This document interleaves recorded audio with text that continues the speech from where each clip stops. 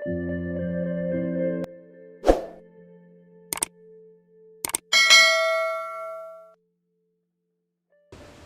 बच्चों, स्वागत है आपका हमारी हिंदी कक्षा में।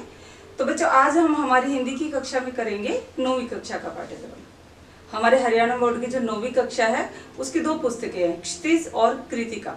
तो आज हम क्षितिज का जो काव्य खंड है वो करेंगे। काव्य खंड में पहले कवि हैं कबीर, जिनका जीवन परिचय मैं आपको पहले ही करवा चुकी हूँ। तो कबीर जी के 9वीं कक्षा के पाठ्यक्रम में साखियां और शब्द दोनों हैं। तो आज हम केवल साखियों का ही सरलार्थ करेंगे। तो आइए शुरू करते हैं कबीर जी की साखियां। तो आइए शुरू करते हैं कबीर की साखियां। ये मैंने आपको बुक ना होने की कमी पूरी कर रही हूँ आपके, क्योंकि आपको किताब की आवश्यकता ही नहीं है। मैंने जो कबीर की साखियां हैं वो ब्लैक बोर्ड पर ही लिख लिया है, ताकि आपको किताब और मैं दोनों एक साथ दिखाई दे सके। तो यहाँ पर कबीर की साखियां हैं। तो पहली साखी है, ध्यान से सुनेंगे। मान सरोवर सुवर जल, हंसा केली कराही। ये तो आपको पहले ही मैं आपको बता चुकी हूँ कि जो कबीर जी हैं भक्तिकालीन कवि हैं और ये निर्गुण काव्य धारा के कवि हैं। तो यहाँ ये बता रहे हैं कि मान सरोवर सुवर जल, कि मेरे मन रूपी सरोवर में सुवर जल, भक्ति रूपी जल भरा हुआ है। हंसा केली कराही, और उस मान सरोवर रूपी हृदय में जो मेरा हंस रूपी जीवात्मा है वो क्रीड़ा कर रही है। केली माने क्रीड़ा कर रही है, कि प्रसन्नता से वो क्रीड़ा कर रही है। मुक्ता फल मुक्ता चुगई, और जो हंस की जो जीवात्मा रूपी हंस है वो क्या करती है? मुक्ति रूपी मोती चुग रही है। अब उड़ी अनंत न जाही, कि अब उसको भक्ति में आनंद आ गया है और वो भक्ति के माध्यम से ही मुक्ति रूपी जो मोती है वो चुग रही है। अब वो यहाँ से उड़कर कहीं नहीं जाएगा, अर्थात उस मेरे मन को भक्ति में आनंद आ गया है। अब वो भगवान की भक्ति को छोड़कर अन्य मार्ग पर नहीं जाएगा। तो मैं आपको पहले ही बता चुकी हूँ कि सरलार्थ करने का सही तरीका क्या है। मैंने पहले वीडियो बनाई हुई है, अगर आपने वो नहीं देखी है तो उसे देख लीजिए और एक बार मैं फिर से समझाऊंगी। तो इसका जब हम सरलार्थ करेंगे उससे पहले तो लिखेंगे प्रसंग। प्रसंग में हम बताएंगे कि 9वीं कक्षा की क्षितिज पुस्तिका के काव्यखंड से ली गई है। इसके कवि कबीर है, कबीर की साखियां हैं। उसके बाद हम फिर सरलार्थ करेंगे और सरलार्थ के बाद विशेष देंगे। विशेष में हम बताएंगे भाव क्या है। पहले उसमें हम बताएंगे कि कवि का भाव क्या है, कि भक्ति अपनाने का भाव क्या है, कि भक्ति प्राप्त करने से भक्ति में जब आनंद आने लगता है तो मन, जो हमारा मन है वो भटकता नहीं है, किसी और विषय वासना की ओर भटकता नहीं है। फिर इसमें हम अलंकार बताएंगे। यहाँ रूपक अलंकार आया है, मानसरोवर रूपी हृदय, अनुप्रास अलंकार आया है। उसके बाद हम इनकी भाषा के बारे में बात करेंगे, सहज और सरल भाषा है। और फिर छंद बताएंगे। छंद कौन सा? ये दोहा छंद। तो इसी प्रकार हर साखी हो, शब्द हो या पद हो, सबका सरलार्थ करने से पहले हम प्रसंग लिखेंगे, उसके बाद उसका सरलार्थ करेंगे और अंत में विशेष करेंगे। तो ये तो आपको समझ आ गया होगा। अब करते हैं साखी नंबर 2। प्रेमी ढूंढत मैं फिरा, प्रेमी मिले ना कोई। यहाँ कवि प्रेमी की बात कर रहे हैं। कौन प्रेमी? ईश्वर का प्रेमी, भक्ति के प्रति जिसके मन में प्रेम हो। कवि क्या कह रहे हैं कि मैं इस संसार में भगवान के प्रेमी को पूरी ढूंढता फिरा हूं पूरी दुनिया में, लेकिन मुझे कोई भी प्रेमी नहीं मिला है जो ईश्वर से प्रेम करता हो। प्रेमी को प्रेमी मिले, सब विष अमृत होए। क्या कह रहे? प्रेमी को प्रेमी मिले, अर्थात जब एक प्रेमी, कौन है ये प्रेमी? भगवान से प्रेम करने वाला। जब एक भगवान के प्रेमी को दूसरा भगवान का प्रेमी मिलता है तो सब विष अमृत हुई। विष माने या विष किसके लिए है? विषय वासनाओं के लिए, कि हमारा मन विषय वासनाओं में भटकता रहता है, मोह ममता में भटकता रहता है। तो वो जो विषय वासना है किसके समान है? विष के समान है। तो यहाँ कवि क्या कह रहे हैं कि जब एक भगवान के प्रेमी से दूसरा प्रेमी मिल जाता है तो उसकी मोह माया विषय वासना रूपी जितना भी विष है वो भगवान की भक्ति रूपी अमृत में बदल जाता है। समझ में आया आपको? ये दूसरी साखी थी। वो प्रसंग और विशेष आपका ध्यान रहेगा। अनुप्रास अलंकार है इसमें। तीसरा लीजिए, तीसरी साखी है, हस्ती चढ़िए ज्ञान को सहज दुलीचा डारी। यहाँ पर कवि ज्ञान प्राप्त करने की पद्धति के बारे में बात कर रहे हैं कि ज्ञान प्राप्त करने का तरीका क्या है। हमें ज्ञान सहज तरीके से प्राप्त करना चाहिए। उस ज्ञान को प्राप्त करने के लिए हमें कोई कठिन योग तप करने की आवश्यकता नहीं है। क्या करें? हस्ती चढ़िए ज्ञान को, कि हस्ती का अर्थ क्या होता है? हाथी। कि हमें ज्ञान के हाथी पर सवार होना चाहिए। सहज दुलीचा डाली। सहज दुलीचा क्या होता है? जो हाथी के ऊपर एक दुलीचा बिछाया जाता है, उसके बारे में कहते हैं कि हमें सहज और सरल तरीके से दुलीचा डालकर ज्ञान रूपी हाथी पर चढ़ना चाहिए। अर्थात कवि क्या कहते हैं कि हमें ज्ञान प्राप्त करने के लिए कठिन योग तप आदि करने की आवश्यकता नहीं है। हम सहज भाव की भक्ति से भी ज्ञान प्राप्त कर सकते हैं। स्वान रूप संसार है। अब संसार के बारे में क्या कह रहे कवि कि संसार में तरह तरह की बातें होती है ज्ञान प्राप्त करने के लिए। कोई कहता है हठ योग करना चाहिए, उससे ज्ञान प्राप्त होगा। कोई कहता है तपस्या करनी चाहिए। तो कवि उन्हीं के बारे में यहाँ पर बता रहे हैं कि स्वान का अर्थ होता है कुत्ता। स्वान रूप संसार है कि संसार तो एक कुत्ते के समान है। भूखन दे झकमारी, कि संसार तो एक कुत्ते के समान है जो तरह तरह की बातें करते हैं ज्ञान के बारे में, और उनको भौंकने दो, झक मारने दो। संसार की बातों की ओर हमें ध्यान नहीं देना चाहिए। हमें सहज और सरल भाव की भक्ति से ही ज्ञान प्राप्त करना चाहिए। इसके बाद अगली चौथी साखी है, पखा पखी के कारणे। पखा पखी, पक्ष विपक्ष इसका अर्थ है के कारणे। कारणे मतलब कारण। यहाँ कवि बात कर रहे हैं, मैंने आपको पहले ही समझाया था कि भक्ति काल में दो काव्य धाराएं थी, सगुण काव्य धारा और निर्गुण काव्य धारा। तो सगुणवादी और जो निर्गुणवादी थे वो दोनों आपस में पक्ष विपक्ष करते रहते थे, एक दूसरे को अपने आप श्रेष्ठ बताते थे दूसरे से। सगुण भक्ति काव्य धारा वाले थे वो कहते थे हमारी भक्ति श्रेष्ठ है, और निर्गुण भक्ति काव्य धारा वाले कहते थे कि निर्गुण भक्ति काव्य श्रेष्ठ है। तो यहाँ कवि उन्हीं के बारे में वर्णन कर रहे हैं कि पखा पखी के कारणे सब जग रहा भुलान।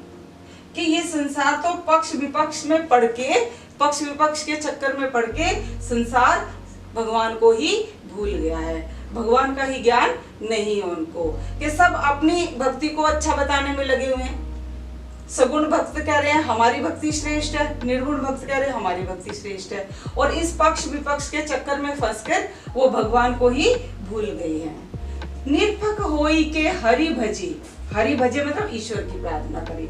निरपक का अर्थ है निष्पक्ष, कि जो व्यक्ति निष्पक्ष होकर भगवान का भजन करता है सोई संत सुजान, के वही व्यक्ति वास्तव में महान संत होता है।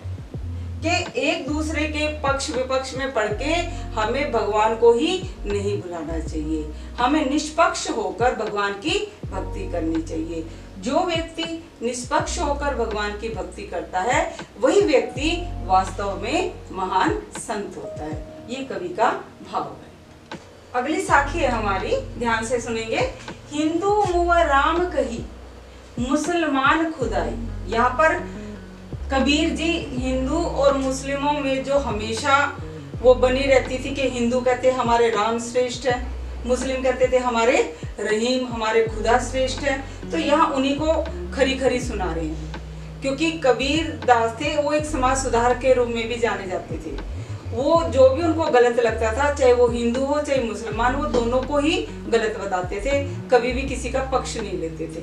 यहाँ क्या करें कि हिंदू मुँह राम कहे, कि जो हिंदू लोग हैं वो भगवान को, राम को वो श्रेष्ठ बताते हैं। वो हमें अपने राम को कहते हैं कि हमारा राम ही सबसे श्रेष्ठ है। मुसलमान खुदाई, और मुसलमान क्या कहते हैं कि हमारे खुदा श्रेष्ठ है। कि दोनों ही एक दूसरे से होड़ पे लगे हुए हैं। वो राम को श्रेष्ठ बता रहे हैं और वो खुदा को श्रेष्ठ बता रहे हैं। कहे कबीर सो जीवता। कबीर क्या कहते हैं? कहे कबीर, के कबीर दास कहते हैं कि सो जीवता, जो दुहु के निकट न जाए।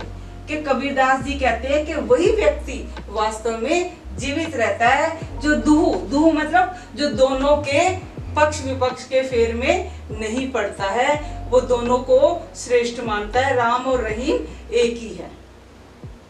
जो व्यक्ति राम और मुसलमान के चक्कर में ना पड़कर केवल भगवान को एक मानता है, वही व्यक्ति वास्तव में जीवित रहता है। इस साखी में कबीरदास जी ने हिंदू और मुस्लिम दोनों को ही समझाया है कि वो धर्म के चक्कर में ना पड़कर एक ईश्वर की आराधना करें। इसी प्रकार साखी नंबर 6 देखिए, काबा फिरी काशी भया, राम ही भया रहीम। यहाँ फिर कबीरदास जी हिंदू और मुसलमानों को समझाते हुए कह रहे हैं, काबा मुस्लिमों का तीर्थ स्थल है और काशी हिंदुओं का तीर्थ स्थल है।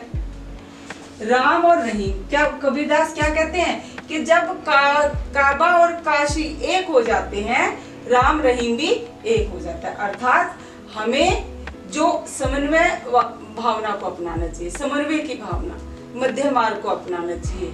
हमें एक उसमें नहीं आना चाहिए कि वो राम को माने और वो खुदा को माने। दोनों अलग अलग ना होकर मध्य मार्ग को अपनाना चाहिए, अर्थात दोनों को ही एक मानना चाहिए।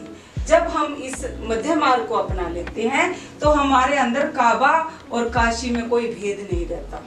हम काबा को भी उतना पवित्र मानते हैं जितना काशी को मानते हैं, और राम रहीम भी हमारे लिए तब एक हो जाते हैं। अर्थात हमें धर्म के चक्कर में ना पड़कर मध्य मार्ग अर्थात समन्वय की भावना को अपनाना चाहिए। सभी धर्मों को एक समान मानना चाहिए, चाहे वो हिंदू है चाहे वो मुस्लिम है।